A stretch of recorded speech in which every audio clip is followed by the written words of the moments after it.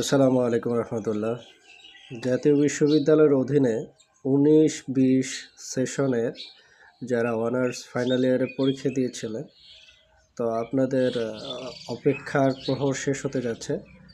সম্ভবত জাতীয় বিশ্ববিদ্যালয় আগামী সপ্তাহের মধ্যে আপনাদের সার্টিফিকেট এবং ট্রান্সক্রিপ্ট আপনাদের স্ব কলেজে প্রেরণ করবে।